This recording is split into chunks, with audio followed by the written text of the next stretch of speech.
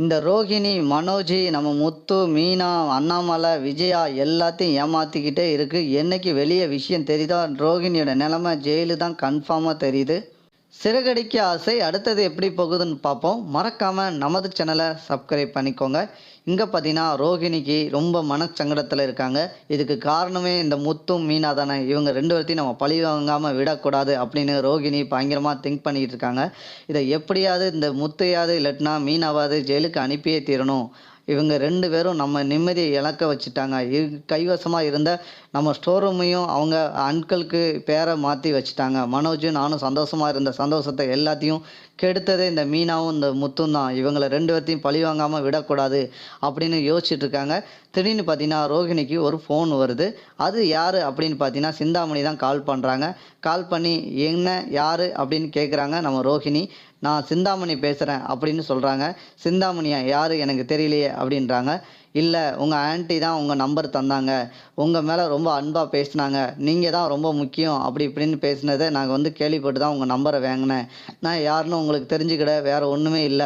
காரணம் என்னன்னு பார்த்தீங்கன்னா, உங்களுக்கு நான் கால் பண்ணேன். உங்களுக்கு மீனாவ பிடிக்காது. எனக்கும் மீனாவ பிடிக்காது. அதுக்கு தான் நான் கால் பண்ணேன். இந்த மீனாவ நான் ஒரு பழி வாங்கியே தீரணும். அதுக்கு உங்களுடைய உதவி தேவை அப்படின்னு கேட்குறாங்க. உடனே பார்த்தீங்கன்னா, நம்ம ரோகிணிக்கு ரொம்ப சந்தோஷமா இருக்கு. பரவால்ல, நமக்கு இன்னொருத்தவங்களுக்கு நமக்கு சப்போர்ட்டா இருந்தா நல்லது தான். அந்த சீக்கிரமா அந்த மீனாவ ஜெயிலுக்கு அனுப்பறதுக்கு இவங்க மூலியமா அனுப்பிறலாம் அப்படின்னு பிளான் போட ஆரம்பிச்சுட்டாங்க நம்ம ரோகிணி. உடனே பார்த்தீங்கன்னா, "நீங்க எங்க இருக்கீங்க? உங்கள நான் சந்திக்க வரட்டுமா?" அப்படின்னு ரோகிணி கேட்குறாங்க. "சரி, நான் இப்போ ஒரு இடத்துல கல்யாண மகால் ஆர்டர் எடுக்க போறேன். அந்த ஆர்டர நான் முடிச்சுட்டு வந்துட்டு உங்களுக்கு கால் பண்றேன். நீங்க உடனே வாங்க. நம்ம எப்படியாவது அந்த மீனாவ எப்படியாவது நான் பழி வாங்காம விடமாட்டேன்" அப்படின்னு நம்ம சிந்தாமணி சொல்ல, உடனே ரோகிணி, "ஆமா, நீங்க அத செஞ்சீங்கன்னா ரொம்ப சந்தோஷப்படுவேன்." உடனே ரோகிணி சொல்றாங்க சிந்தாமணிட்ட, "உங்களுக்கு என்ன உதவினாலும் கேளுங்க. என்னால முடிஞ்ச உதவி கண்டிப்பா உங்களுக்கு செஞ்சு தரேன். எனக்கு மீனாவும், முத்தையும் துளி கூட பிடிக்காது. அவங்களால தான் எனக்கு வீட்ல உள்ள நிம்மதி எல்லாமே போச்சு. நான் வச்சிருந்த ஸ்டோர் ரூமும் என் கணவரும் நானும் ஒரு கஷ்டப்பட்டு முன்னேற்றி கொண்டு வரதுக்குள்ளயே அவங்க அப்பா காசு தான் சொல்லி, அந்த முத்து என்ட்டேருந்து பறிச்சுட்டான்" அப்படின்னு நம்ம சிந்தாமணிட்ட நம்ம ரோகிணி சொல்றாங்க. உடனே, "அப்படியா?" அப்படின்னு சொன்னோனே, "உங்களுக்கு என்ன உதவினாலும் கேளுங்க. என்ன உதவினாலும் நான் செஞ்சு தர்றதுக்கு நான் இருக்கிறேன். நீங்க கவலைப்படாதீங்க" அப்படின்னு ஆறுதல் குடுக்காங்க நம்ம சிந்தாமணி. உடனே நம்ம ரோகிணி யோசிக்காங்க, பரவால்ல, நமக்கு ஒரு சப்போர்ட்டுக்கு ஒரு ஆள் கிடைச்சிட்டு இந்த மீனாவ பழி வாங்குறதுக்கு.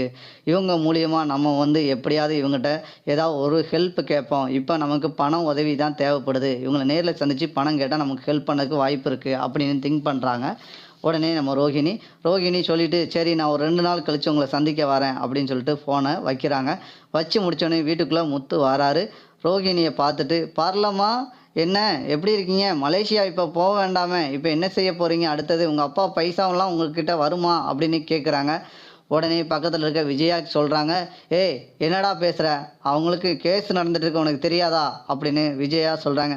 "ஆமா, ஆமா, கேஸ் நடக்கு. பல வருஷமா நடக்கு. இப்ப கேஸ் நடந்துகிட்டு தான் இருக்கு. ஆனா பணம் தான் வரப்புமா வராதான்னு தெரியல. ஏன்னா அவங்க அப்பா திடீர்னு இறந்து போனாரு. அதே மாரி பணமும் வராத மாரி போயிடுச்சுன்னா அவங்க நிலைமை என்னத்துக்கு ஆகும்?" அப்படின்னு நம்ம பார்லம்மாவ பார்த்து நம்ம முத்து சொல்றாரு. "ஏய் முத்து, வார்த்தைய அளந்து பேசு" அப்படின்னு நம்ம விஜயா சொல்றாங்க. "என்னடா, உனக்கு எப்போ பார்த்தாலும் எந்த விஷயத்துல நான் விளையாடணும்னு உனக்கு அவசியமே கிடையாதா? அவளே அப்பா இழந்து இப்போ தான் இருக்குறா. அது கேஸ் நடந்துட்டு இருக்கு. எப்படியாவது அந்த பணம் வரும். வெயிட் பண்ணு" அப்படின்னு விஜயா சொல்றாங்க. உடனே அண்ணாமலை சொல்றாரு, "ஏய் முத்து, எப்போ எதை பேசணும்னு உனக்கு தெரியாதாடா? ஏன்டா இப்படி இருக்கிற?" அப்படின்னு அண்ணாமலை சொல்றாங்க. "இல்லப்பா, இந்த பார்லம்மா பார்த்தியாப்பா? அன்னைக்கு நம்ம மலேசியா போறேன்னு சொன்ன பிறகு தானப்பா இவ்வளோ பிரச்சனையும் நடந்திருக்கு. நம்ம மலேசியா போமாட்டேன்னு சொல்லியிருந்தா அந்த பிரச்சனையே வந்திருக்கான்னு தான் எனக்கு தோணுதுப்பா" அப்படின்னு நம்ம முத்து சொல்றாரு.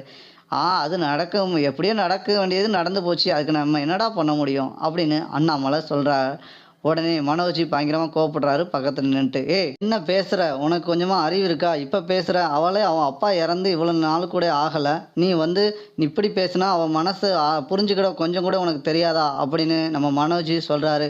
"ஆமா, ஆமா, பார்லம்மா பத்தி எனக்கு நல்லா தெரியும். அவங்க எப்படியும் சீக்கிரத்துல மாட்டுவாங்க. ஏதோ ஒரு ரூபத்துல மாட்ட தான் போறாங்க. எனக்குன்னே பார்த்தோன்னா, சுத்தி கடன வாங்கி எங்க கடனே இன்னும் அடைக்காம தான் இருக்காங்க. இன்னும் எவ்வளோ கடன் வாங்கி வச்சிருக்காங்கன்னு தெரியல" அப்படின்னு முத்து சொல்றாரு. "என்னடா கடன் அது இதுன்னு சொல்ற?" அப்படின்னு கேட்குறாங்க நம்ம மனோஜ். உடனே கடன் வாங்குனத சிட்டிட்ட வாங்கியிருக்காங்க. அது உனக்கு தெரியுமா? தெரியாதா? "ஆமா, வாங்கியிருக்காங்க. அது நாங்க அடைச்சுக்கிடுவோம். எங்க கடன் தானே" அப்படின்னு சொல்றாங்க. உடனே நம்ம விஜயா வந்து பேசுகிறாங்க. அவங்க வேலையை அவங்க பார்க்குறாங்க. உன் வேலையை நீ பாருடா அப்படின்னு விஜயாவும் சொல்கிறாங்க. உடனே ரோகிணிக்கு வந்து கோவம் வருது.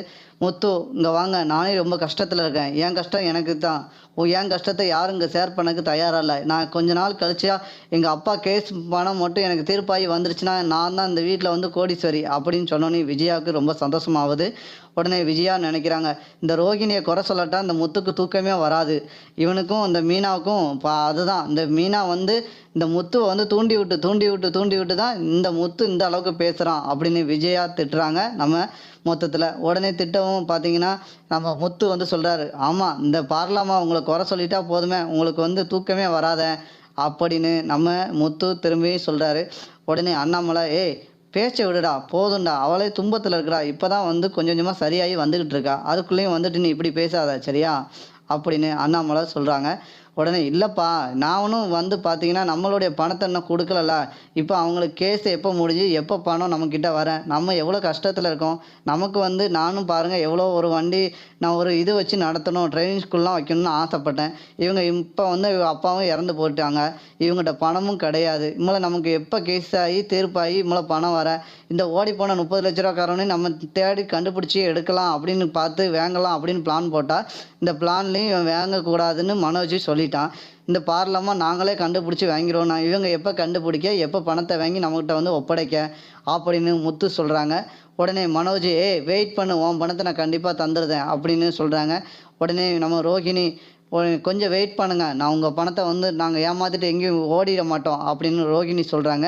உடனே இந்த சைடில் நம்ம மீனா கேட்குறாங்க, நீங்கள் ஓடி போக மாட்டீங்க, அது எங்களுக்கு தெரியும், ஒரே வீட்டில் தான் நம்ம எல்லோரும் இருக்கோம், ஓடி போகிறதுக்காண்டி சொல்லலை, நம்ம பணத்தை வாங்கிட்டு ஓடி போனவனை நம்ம எப்போ கண்டுபிடிக்க போகிறோம் அப்படின்னு மீனா கேட்குறாங்க.